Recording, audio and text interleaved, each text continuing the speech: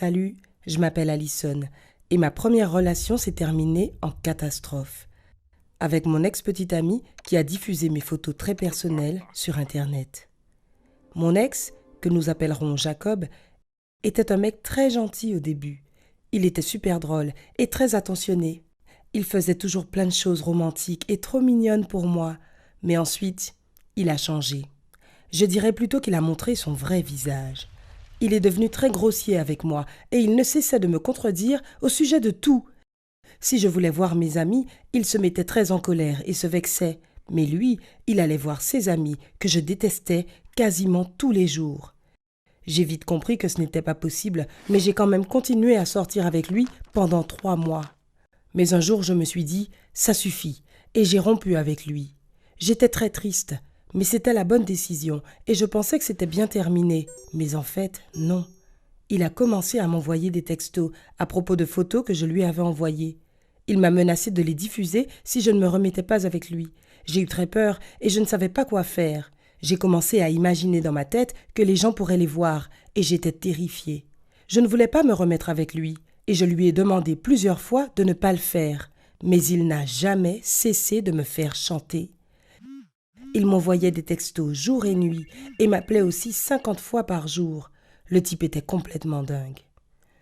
J'ai fini par céder et je l'ai retrouvé pour un rencard. Je ne sais pas à quoi je pensais, c'était probablement juste de la peur et rien d'autre. Notre rendez-vous a été épouvantable. Il a essayé pendant tout ce temps de me prouver que j'avais tort de l'abandonner et que j'étais égoïste. Et puis, il a voulu m'embrasser, mais j'ai dit non, et il s'est mis tellement en colère qu'il me hurlait dessus des trucs horribles. J'ai donc sauté dans le premier bus et je suis partie. Puis il m'a envoyé un texto et m'a dit que c'était ma dernière chance de changer d'avis. J'ai redit non et je lui ai encore une fois demandé de ne pas divulguer les photos. Puis je l'ai bloqué sur tous les réseaux sociaux, mais j'avais peur, parce qu'en faisant ça, je ne pouvais plus savoir s'il avait publié les photos ou non. J'ai vite découvert qu'il l'avait fait. Il a envoyé mes photos à ses amis, et il se moquait de moi et m'insultait dans les couloirs de l'école. J'avais honte, mais j'avais surtout très peur. Ils en parlaient à tout le monde, ils montraient mes photos et ils inventaient des histoires monstrueuses à mon sujet, et toutes étaient complètement fausses. J'étais terrifiée par la façon dont les gens me traitaient. Et puis, je voyais Jacob avec ses amis, souriant, si fier de lui. Et bien sûr, il disait à tout le monde que c'est tout ce que je méritais. Je passais mon temps à pleurer, mais j'avais quand même peur d'en parler à qui que ce soit, même à mes amis, bien qu'ils soient déjà au courant de l'histoire. Il m'arrivait de ne pas vouloir aller à l'école et de ne parler à personne, mais je ne pouvais rien dire à mes parents, alors je devais quand même y aller. Je ne voulais pas me contenter d'attendre que tout le monde oublie cette histoire. Alors j'ai débloqué Jacob et je lui ai envoyé un SMS. Je lui ai dit qu'il devait arrêter ce qu'il faisait et tout effacer, parce que j'avais des captures d'écran de toutes nos conversations et que je les montrerais à la police s'il n'arrêtait pas. Il s'est moqué de moi et m'a dit que je ne ferais rien, parce que personne ne me croirait, même avec mes captures d'écran. C'est alors que j'ai su que je n'avais pas d'autre choix que d'avouer à mes parents ce qui s'était passé. J'ai demandé à mes parents de m'écouter, et je ne pouvais même pas commencer sans me mettre à pleurer. Ils étaient très inquiets, et j'ai fini par leur raconter mon histoire. C'était vraiment épouvantable de voir à quel point mon père était en colère. Il s'est mis à crier, me demandant comment je pouvais faire une chose pareille, et puis il a dit de quelle façon il allait punir Jacob. Il n'a pas dit son nom, à vrai dire, mais il a utilisé un autre mot. J'étais en larmes à ce moment-là, et papa faisait les 100 pas dans la pièce. Ma mère, par contre, était plus calme, et elle demandait à mon père de se calmer également pour que nous songions à ce que nous devions faire ensuite. Une fois que mon père s'est un petit peu calmé, ils ont commencé à réfléchir, et je ne savais pas quoi dire. C'est comme si je les avais réellement déçus.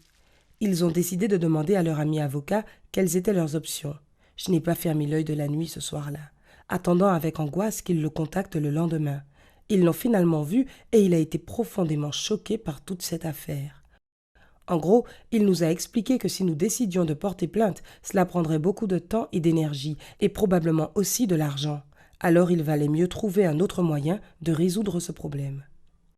Mes parents ont contacté les parents de Jacob, et nous nous sommes tous rencontrés. C'était tellement embarrassant. Ses parents étaient choqués d'apprendre tout ça, et mon père pouvait à peine se tenir tranquille à côté de Jacob. Lui, il était assis là, perdu comme un petit garçon, essayant de nous dire qu'il n'avait pas fait toutes ces choses et que je mentais.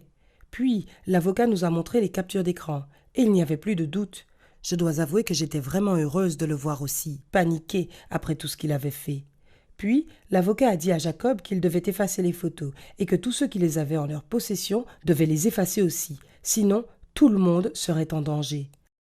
Sans cela, nous serions dans l'obligation de contacter la police et ce ne serait pas une partie de plaisir pour Jacob. Nous nous sommes vraiment assurés que Jacob appelle la plupart de ses amis devant nous, pour leur dire d'une voix très honteuse qu'ils devaient supprimer les photos s'ils ne voulaient pas avoir d'ennui. J'étais tellement contente, mais soyons honnêtes, je ne peux pas vraiment faire quoi que ce soit avec les photos qui sont sur Internet. L'ami avocat de mes parents a fait tout ce qu'il a pu, mais bon, je ne sais pas si quelqu'un d'autre les a encore ou pas. Mais au moins, Jacob a eu ce qu'il méritait. Mes parents s'en sont remis, mais les parents de Jacob lui ont tout confisqué, dont son téléphone, et en plus, maintenant, ils viennent le déposer et le chercher à l'école. Je me sentais toujours mal à l'aise, parce que tout le monde savait ce qu'il s'était passé. Alors, j'ai décidé de faire quelque chose qui en a surpris plus d'un. J'ai écrit un article sur toute cette situation, en avouant ce qui s'était passé et en disant que cela pouvait arriver à n'importe qui, que nous devrions faire plus attention et que nous ne devrions pas essayer de négocier avec ce genre de personnes, mais plutôt de demander immédiatement de l'aide. Les gens ont été d'un grand soutien. Ils ont trouvé que c'était courageux de ma part de réagir de façon aussi directe. Et un jour, Jacob est venu me voir et m'a dit qu'il était désolé. Mais tu sais quoi ? Je lui ai dit qu'il ferait mieux de rester loin de moi s'il ne voulait pas avoir de problème, car il n'était pas vraiment désolé, il avait juste peur, et je ne suis pas obligée d'accepter les fausses excuses d'une personne comme ça.